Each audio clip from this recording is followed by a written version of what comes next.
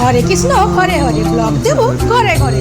তাই আবার একবার একটা নতুন ব্লগ নিয়ে তোমাদের সামনে হাজির হয়ে গেলাম। আর আজ আছি কাকরাজির চৈতন্য মহাপ্রভুর মন্দিরে। চৈতন্য মহাপ্রভুর এক নতুন বেশের আবির্ভাব ঘটেছে আজ যেন। তাই এই সুন্দর মুহূর্তের সাক্ষী হওয়ার জন্য আজকে আবারও একবার চলে আসলাম কাকরাজির চৈতন্য মহাপ্রভুর। এই কাকরাজির চৈতন্য মহাপ্রভুর সম্পূর্ণ বিস্তারিত তোমাদের সাথে আমি ডেসক্রিপশন বক্সে দিয়ে দিব। তোমরা দেখতে থাকো কতটা সুন্দর এই মন্দির, এবং তোমরা মন্দিরে আসলে কিভাবে আসবে তা তোমাদেরকে আমি জানিয়ে দেব। আজকে হোলিতে চলে এসেছি দুজনই কাকরাজি মহাপ্রভুর মন্দিরে। আর দেখতেই পাচ্ছি একদম মন্দিরের প্রবেশদ্বারে আমরা রয়েছি।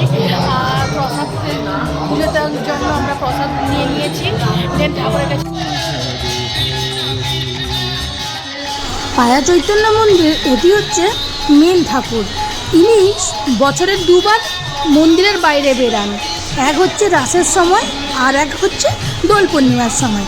তো যারা যারা আপনারা ঠাকুর দর্শন করতে চান, মানে এভাবে সুন্দরভাবে যে আয়োজন হয়েছে সেই আয়োজন আপনারা দেখতে চান, তাহলে কিন্তু আপনাদেরকে রাসের সময় আর আপনাদেরকে এই দোলের সময় আসতে হবে। খুব বড় করে আমরা সকলেই জানি যে দোল পূর্ণিমা হচ্ছে রাধাকৃষ্ণ চৈতন্যের এক পরম অনুষ্ঠান। তাই খুব বড় করেই এই কাকরাজিৎ মন্দিরে অনুষ্ঠান আয়োজিত হয়। এই মন্দিরে আপনি ভোগের ব্যবস্থা পাবেন এবং থাকারও সুব্যবস্থা রয়েছে, তবে আপনাকে আগে থেকে যোগাযোগ করে আসতে হবে।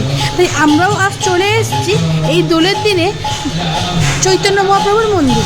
এই মন্দির প্রাঙ্গণে এলে আপনার ভীষণই ভালো লাগবে।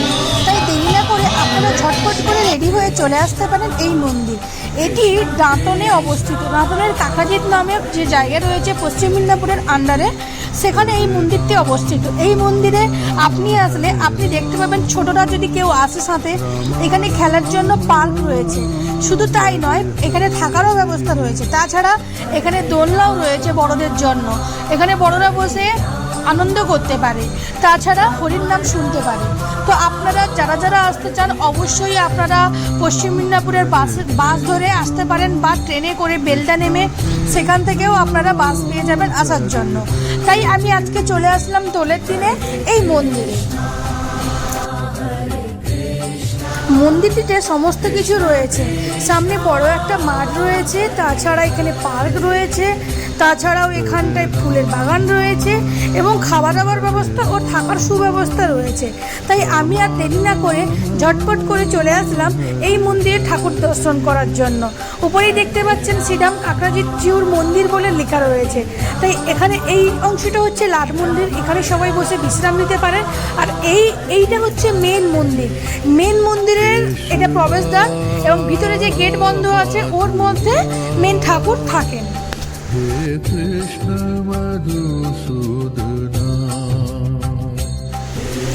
শুধু তাই নয়, এই মন্দিরের কিন্তু কারুকার্য অসম্ভব সুন্দর। বিষ্ণুর সমস্ত অবতার, কৃষ্ণের সমস্ত অবতার এবং সুন্দর করে কারুকার্য করে এই মন্দিরটি তৈরি করা হয়েছে। বিশেষ করে বাড়ির ছোট বাচ্চাদের জন্য মন্দিরটি খুবই আকর্ষণীয়। কেননা কৃষ্ণের যে ছোট ছোট অবতার আমরা জেনে এসেছি, সেই সমস্ত অবতার এক একটা সুন্দরভাবে এখানে তুলে ধরা হয়েছে। তাই ছোট বাচ্চাদের জন্য এটা খুবই একটা সৌন্দর্যময় মন্দির হিসেবে আপনারা ধরে নিতে পারেন। শুধু তাই নয়, এই মন্দিরে আপনি অন্নভোগ পেয়ে যাবেন এবং আপনি এখানে ক্ষীরভোগও দিতে পারেন। আপনি বাড়ি থেকে নিয়ে এসে এখানে দেওয়ার ব্যবস্থা রয়েছে। তাছাড়া এখানে এসে ডাইরেক্ট আপনি পয়সা দিয়ে কিনতেও পারেন। তাই খানিকক্ষণের সময় বের করে চলে আসুন এই কাকরাজিৎ মন্দিরে। কতটা সুন্দর এই মন্দির, এবং এই মন্দিরে আসলে আপনি কী কী পরিষেবা পাবেন তা আপনি দেখতে পেয়ে যাবেন। এখন চলে আসলাম মন্দিরের একদম ভেতরে। মন্দিরের প্রবেশদ্বারের ভেতরেই রয়েছে প্রথমেই এই গণেশজির মন্দির, গণেশজির মূর্তি রয়েছে। ঠিক তারপরেই এইভাবে সুন্দর কারুকার্য শেষ হতে না হতেই মেন মন্দিরে যে প্রবেশদ্বার সেটি ওপেন হয়ে গেল, এবং আমরা দর্শন পেলাম জয় শ্রী শ্রী চৈতন্য মহাপ্রভুর দর্শন আমরা করতে পারলাম। এই মন্দিরের গেট খোলা হলো। এখন আমাদের মন্দিরের আরতি হচ্ছে। এটাও সবসময় ভাগ্যে থাকে না, তাই ভাগ্যে থাকলে আপনি কিন্তু মন্দিরের আরতিও দর্শন করতে পারবেন। মেন ঠাকুর বাইরে গেছেন, মানে বাইরে পুজো হচ্ছে, তার জন্য এখানে গোপালকে রাখা হয়েছে, ছোট্ট গোপাল, এবং বাইরের চারিদিকে গোপালের অনেক ছোট ছোট জীবনবেলায় যেগুলো আমরা গোপালে দেখতে পাই তার নিদর্শন ধরে রাখা হয়েছে। এবং ঠিক পাশে ইনি হচ্ছেন কাকরাজির চৈতন্য মহাপ্রভুর ঠাকুর, যিনি বাইরে বাইরে যান, মানে কারুর মানসিক থাকলে বাইরে বাইরে যান। আর আমি এখন পুজো দেওয়ার জন্য একটা প্যাকেট নিয়েছি। এখানে প্যাড়া রয়েছে 50 টাকার, এটাও মন্দিরের ভেতর থেকেই কিনতে পাওয়া যায়, তাই আমি মন্দিরের ভেতর থেকে কিনে নিলাম। আর এখানে দেখতে পাচ্ছেন প্রচুর ক্ষীরভোগের হাঁড়ি রয়েছে, এবং এটা হচ্ছে রান্নাঘর। এখানে নিষ্ঠা সহকারে ঠাকুরের জন্য রান্না হচ্ছে। এখানে কিন্তু ব্রাহ্মণ ছাড়া বাইরে কারুর প্রবেশ অ্যালাউ নেই, তাই এখানে আপনারা ভোগ দিতে চাইলে ভোগ দিতে পারেন, এবং এখান থেকে ভোগের প্রসাদ কিনে বাড়িতেও নিয়ে যেতে পারেন। এখন পুজো চলছে, তাই এটা নতুন একটা মন্দিরের গেট হচ্ছে, এবং ঠিক তারপরে মেন মন্দির দেখতে পাচ্ছি। এখানে ছোট্ট করে জলাধার রয়েছে, এখানে বোটিংয়ের ব্যবস্থা রয়েছে, এবং উপরে আরও অনেক নতুন অনেক কিছু অ্যাড করা হচ্ছে।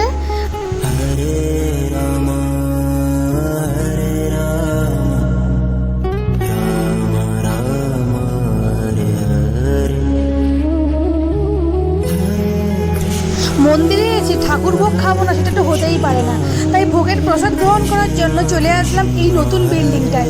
এই বিল্ডিংয়ের উপরে আমাদের আজকে প্রসাদ গ্রহণের ব্যবস্থা করা হয়েছে, তাই এখানে আর ভোগ মানে নিচে বসে খেতে হয়, তার জন্য নিচে সবার জন্য ব্যবস্থা করা রয়েছে। আর এখন আমরা প্রসাদ খেতে পাচ্ছি, তবে এই প্রসাদ আপনারা বাড়ি নিয়ে যেতেও পারেন, সে ব্যবস্থাও রয়েছে। তাই আজকে আমরা প্রসাদ খাচ্ছি, প্রসাদ খেয়ে তারপর আমরা আজকের মতো দোল পূর্ণিমা এখানেই শেষ করব এবং বাড়ি ফিরে যাব। তো আজকে সারাদিন ভীষণ ভালো কাটলো। আপনাদের যদি ভালো লেগে থাকে ভিডিওটি প্লিজ সাবস্ক্রাইব করে রাখবেন, এবং আপনারা একবার হলেও এই মন্দিরে অবশ্যই এসে পুজো দিয়ে যাবেন। এখন আমার বর গাড়ি বের করছে, আমরা আবার ব্যাক